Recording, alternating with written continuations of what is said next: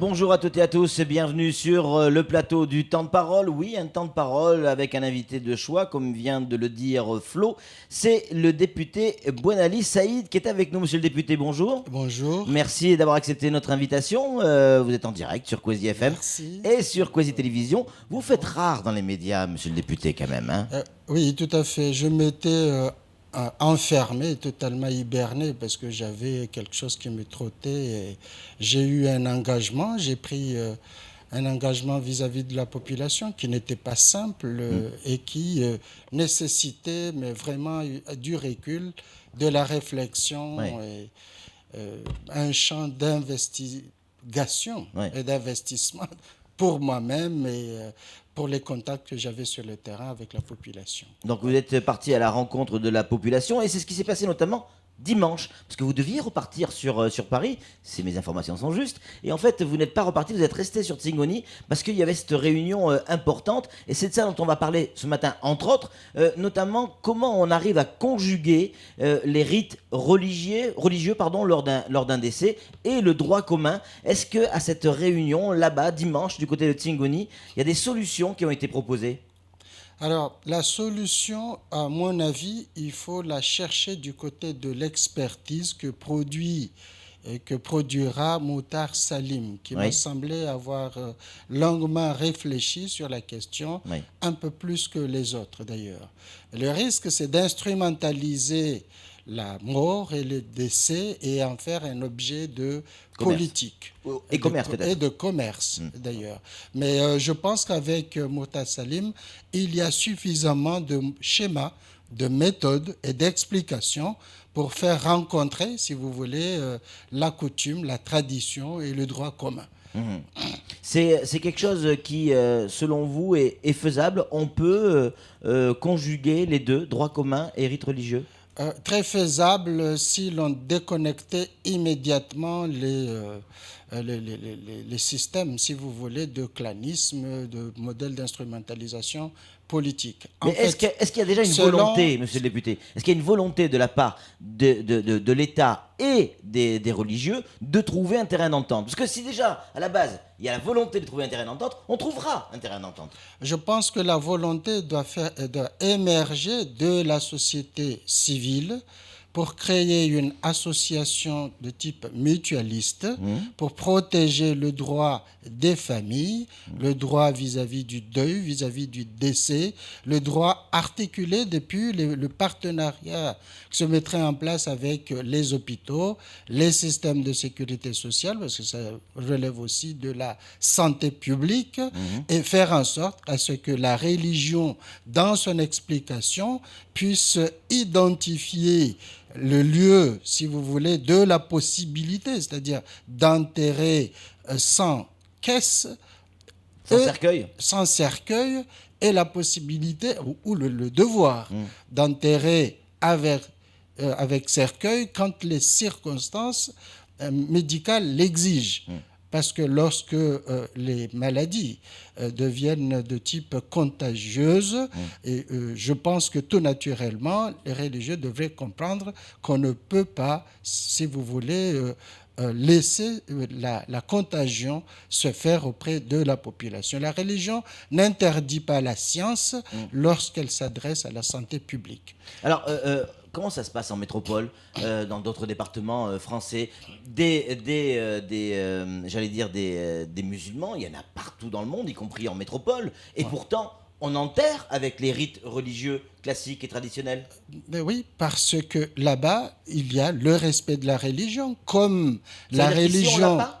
Mais si, elle est respectée, sauf que face à l'incompréhension, d'accord, au mélange des problèmes de transport, semble-t-il, qui est très cher, le problème de manque d'information sur le fait que les maladies, lorsque les cercueils sont mis sous scellés, qu'il y a un risque de contagion, les problèmes de décomposition, si vous voulez, des morts.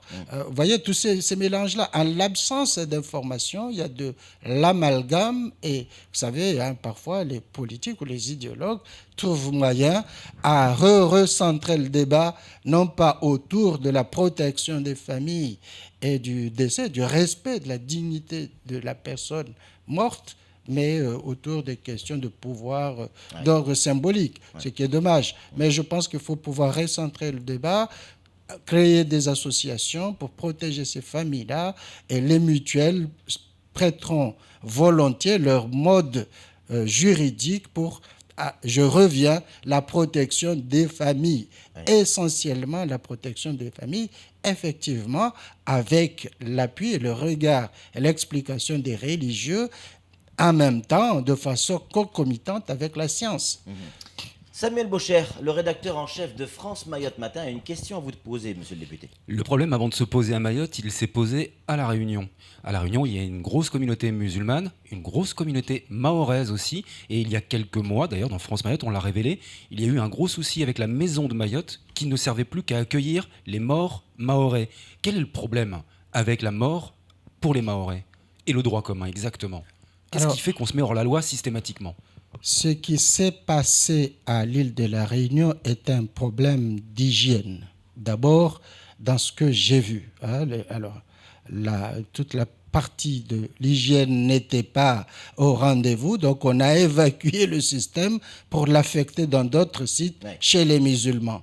Mais je pense que le Mahorais a pris le mort comme étant un bien symbolique, alors que le mort doit appartenir, si vous voulez, dans la construction de la politique publique de santé, la politique de rite et de culte, d'effet, si vous voulez, de ces champs d'instrumentalisation. Vous voyez, donc, je n'ai pas 36 000 explications. J'ai enterré des Mahorais quand j'étais secrétaire général d'association à Toulouse. J'ai vu à l'île de la Réunion, on est en discussion avec les associations telles que Narinahan Meso à Paris et dans d'autres sites de la région de la France métropolitaine. Il n'y a pas lieu, si vous voulez, d'exagérer, si vous voulez, le phénomène au point d'en faire des batailles rangées. Non, je pense qu'il n'y a pas systématiquement de distance à faire. On enterre selon les rites religieux, sauf cas exceptionnels qui peuvent être cités en cas de décomposition de la personne décédée ou en cas de maladie contagieuse. Voilà le respect, si vous voulez, de la santé publique. Bon Ali Saïd, une question qui est dérangeante, je vous l'accorde. Est-ce que vous êtes musulman? Naturellement, mais pourquoi la question serait posée? D'ailleurs, j'ai demandé à Sharif Adinoni, qui est un copain, mais qui se trouve être de Tsingoni, en liaison avec le centre, si vous voulez, de la production de la pensée religieuse, de me mettre en contact, si vous voulez, avec un imam ou quelqu'un qui connaît la chose, d'accord, qui a fait peut-être de la théologie, qui a de l'exégèse, quoi, dans ses articulations quotidiennes, pour nous apporter de l'éclairage. Eh bien, je me suis rendu compte, à travers les explications qui ont été produites la dernière fois à Tsingoni, que la question peut être réellement résolue. J'ai rencontré un ambulancier qui m'a dit en substance, le préfet avait demandé aux Mahorais de rédiger une charte de tradition et de coutume pour que vienne s'articuler la règle autour de ces éléments d'information, d'usage, de tradition, pour que celle-ci, si vous voulez, la tradition puisse être respectée, intégrée dans un espace de normes. Vous comprenez? Donc, et ça n'a pas été fait. La question est là. Pourquoi ne pas faire cette description pour que par la suite, le préfet puisse statuer dans les formes, dans les normes, dans le respect de la population. Vous comprenez? Si vous me posez la question de être religieux, ne pas être religieux, alors que mon sentiment, le sentiment qui m'anime, c'est le respect de la population, y compris de sa tradition, je pense que mon cher Patrick... Non, mais on peut avoir le respect de la tradition, ce qui est mon cas, et pas forcément être d'une religion ou d'une autre. Ça n'empêche pas d'avoir du respect pour les religions et la tradition. Il nous reste 3 minutes, monsieur le député. Et si vous êtes d'accord, j'aimerais qu'on revienne sur... vous n'échapperez pas forcément, monsieur Vichère.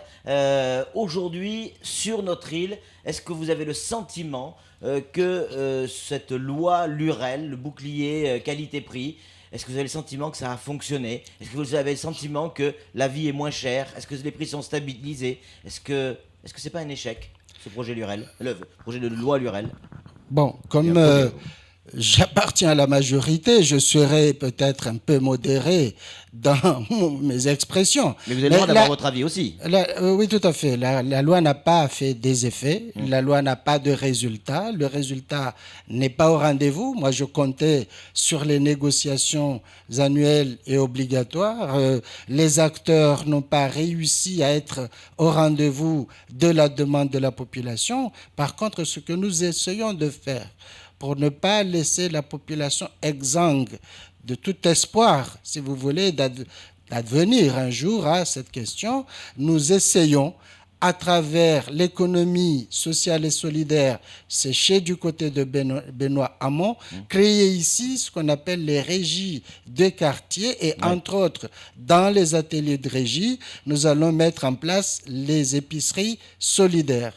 Et les épiceries solidaires consistent en la chose suivante, négocier avec les grandes distributions ou à d'autres enseignes, d'autres entités pour récupérer un certain nombre de produits et articuler les prix en fonction des revenus, mais c'est toute une machine à mettre en place de façon à ce que les gens qui n'ont pas de revenus... Ça, c'est pour demain. Mais là, ce qui se passe aujourd'hui, la loi Lurel, la manifestation de 2011, c'est un échec aujourd'hui pour vous?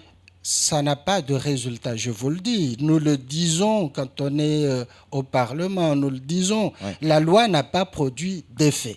Nous ne voyons pas les prix baisser avec cette loi. Ça devait régler un problème de concurrence. La question de la concurrence, elle va se chercher quand on est à Mayotte. Alors que nous sommes confrontés à des problèmes de revenus, nous sommes confrontés à des problèmes de situation d'emploi, surtout l'emploi. Les gens qui n'ont pas d'emploi, ce n'est pas, ils ne peuvent pas acheter quoi que ce soit. Tout à l'heure, hors antenne, on discutait et vous nous disiez, j'ai rencontré des gens, je vais au contact de la population, ce qui est votre rôle, évidemment, et vous avez un retour de la population, des gens qui vous reparlent de la vie chère, des gens qui vous disent, ça n'a pas marché, il faut refaire quelque chose, il faut revenir. Vous confirmez ce type de rumeurs qui circulent actuellement sur Mayotte? C'est systématique. Les gens disent, mais monsieur Mabawa, qu'est-ce que tu nous apportes? Vous voyez, bon, la loi, elle, ne fait pas ses effets. Tout ce qu'on peut espérer, c'est de retravailler d'autres mécanismes qui se substituent ou qui complètent la loi en termes d'organisation de l'économique, du social, si vous voulez, en partenariat avec les collectivités publiques, les entreprises, vous voyez, pour espérer compléter et combler cette lacune. Ça vous inquiète? Vous craignez un nouveau mouvement? Écoutez, lorsqu'on est une autorité publique, on a des inquiétudes dès lors que les besoins ne sont pas satisfaits. Ce que je veux espérer ici, et ça je veux le dire à haute voix, c'est de pouvoir rencontrer les partenaires économiques, le MEDEF, les partenaires, si vous voulez, publics, les collectivités locales, l'État à travers la cohésion sociale pour prolonger la politique de la ville et renforcer la politique de l'emploi. Mais on est à l'abri de rien à partir du moment où les gens n'ont pas de ressources face à des prix qui sont excessivement élevés. Merci beaucoup, monsieur le député, d'avoir parlé clairement sur notre antenne. C'est la fin de ce temps de parole. La population gronde. Oui, la vie chère existe toujours. C'est un échec pour la loi Lurel. Reste à savoir ce qui va se passer maintenant.